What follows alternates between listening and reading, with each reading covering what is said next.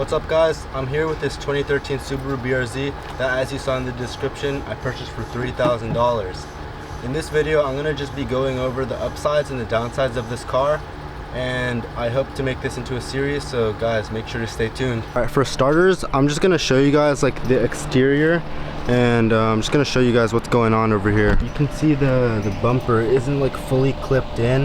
Looks like the guy was doing some weird stuff over here. Same thing on this side. These are not stock rims. These are aftermarket. I'm not sure what brand exactly they are, but I'm pretty sure this means that they're approved in Japan or something like that. You can see there's like a few scuffs, and I'm gonna be getting to the worst part of it right here. You can see it has like cracks, and like this inner part right here is what I'm most concerned about. There's a few more scuffs and bumps right here. Here it has like a huge crack along the windshield. Other than the paint like getting a little old and getting a little scuffed up, that's pretty much it. All right, let's move into the interior.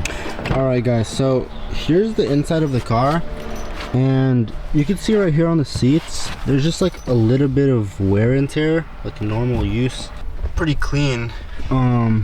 Some wear and tear right here.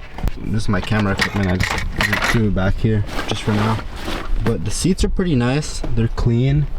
The interior is not too bad. Here's where the good stuff is. It has a short shifter. Good stuff.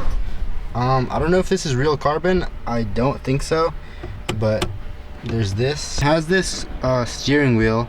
I'm not sure what that brand is. I don't know if you guys can tell me what that is in the description, but I'm not sure. It had some papers or receipts saying that like the engine was rebuilt last year in 2 years ago in 2023, and the transmission was rebuilt last year in 2024.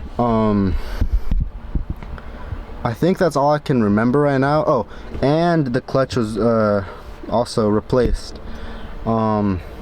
And that's pretty much it. I might go over the mods too, and I'm gonna show you guys the engine bay in a second. I'm just gonna go over like a few little things that it has on the exterior. Car actually came with like Valenti taillights. I'm pretty sure these go for $720 online. It has these exhaust tips. They're pretty nice. Both of them are pretty sick. There's also these lowering springs that I almost forgot about. I don't know if you guys can see them. It has that. It has this tow hook. And I think that's it. Guys, so it's a new day, and we actually got the sensors right here. They're laid out on my dad's car, as you can see. And we have the tools to clean the connection areas. This is the engine bay that I told you guys I was gonna show in the last part, so you guys can see. It's not bad. We replaced the battery and we cleaned it up, recharged it as well. And just as of right now, all we're gonna do is replace the sensors, and I'm just gonna do that for you guys. All right guys, so we just finished installing the new sensors for the engine, and I will go ahead and show you guys the locations of all 4 sensors, just in case you guys want to do the same thing for your car, because I know it's like a pretty big headache to find them, so I'll just go ahead and do that. For the first one, it's right here on the left side of the engine bay. This one right here. All you gotta do is loosen the screw, remove that, unclip this, and then remove the sensor. The second camshaft position sensor is right under the alternator. I don't know if you guys can see this down here. My dad's pointing towards it. That one right there. Same process as the other one, just unclip it, unscrew the little thing, and you guys should be able to remove that. Third sensor is located on the right side of the engine bay, right down here, as you guys can see that, next to the oil filter right here. Let me zoom out, go back in for you guys. Right here, same process as the other ones, just unclip, unscrew, and then remove. For the fourth and final one, it's gonna be on the right side again, completely under the engine, right here, where my dad's pointing towards. Same process again as all the other ones. Unscrew, unclip, and remove. Right next to the tire right here, as you guys can see. Pretty easy, not gonna lie. So that's what it is, and I hope this helps you guys. Yeah, so we just jacked the car back down. And my dad just went to go get a scanner. I think he's coming back right now. This is a moment of truth coming up, but as of right now, I'm just going to show you guys my dad clearing those error codes, and right after that I'll show you guys the startup. As you guys can see, it's linking to the car. So here he is erasing the codes, just getting ready and making sure, and go ahead. Let's see if it lets us. Oh, great. All right, so before it actually wasn't letting us erase them, and now it just did. That's a good sign, meaning that the sensors might have been the issue. Hopefully it was the sensors. Here's the other error. So there was 3 for the same thing, and yeah, I'll erase them all for you guys, and I'll start up the car right after. So we're about to try to start the engine. Bear with me if it does get a little loud, but Dad, ready? Come on, baby. Oh wow, way smoother than before. Way smoother. It's getting a little slow over here. Definitely better than what it was before. Not shaking as much. Definitely not as much. You can see it's barely even shaking over here. Not much.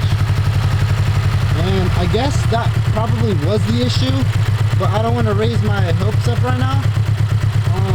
I'll check with you guys if anything does come up. As we were running the code reader, it gave us a new one. It was P0172, and this code probably has to do with this sensor right here.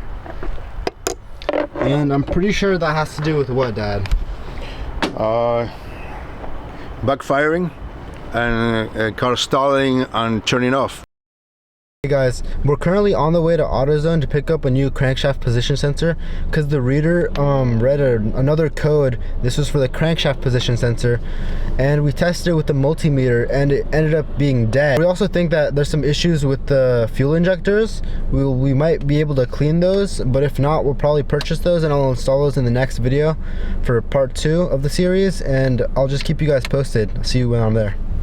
Pulling into the parking lot of AutoZone, and I'm not sure if they'll let me film in there, but if not, I'll just cut to us walking out of the door with the stuff. So I'll either see you guys in there or I'll see you guys back in the car. Unfortunately, they did not let me record in there, but we did pick up the sensor. We tested it out with the multimeter and it was reading the same exact thing as the other one we had at home, so that's kind of weird. We feel like the old one's probably good still, but we just got this one just in case to test it out at home, see if it fixes the problem. Probably won't, but we'll see. See you guys there. We just arrived at the house and we're about to swap the sensor for the new one. I don't think I can film for you guys, but I will show you guys the location of this, because it was an absolute headache trying to find where it was online. And honestly, it was like super easy to find. It was right in front of our eyes. We completely missed it. So I'm just gonna point that out for you guys. The crankshaft position sensor, that's gonna be on the driver's side, right under the intake manifold. I don't know if you guys can see where it's supposed to go right there. Just plop it in, and then if you guys can see that ridge, that's where the screw is supposed to be. So after that, you just plug it in to this, and you're done. So I'll catch you guys when I install that.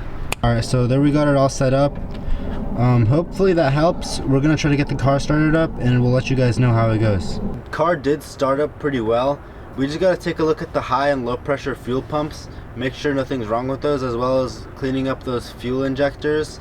And other than that, it's pretty much it. The car is definitely running better than when we got it. And I think I'm gonna have to wrap up the video here. I'll continue onto part 2, so make sure to stay tuned. Make sure you drop those likes, comments, and subscribes, and make sure to drop any tips and tricks in the comments just to help me out, because I'm definitely not a pro. This is like a DIY project, so just let me know if I'm doing anything wrong or if you have any tips for me. So I'll catch you guys later.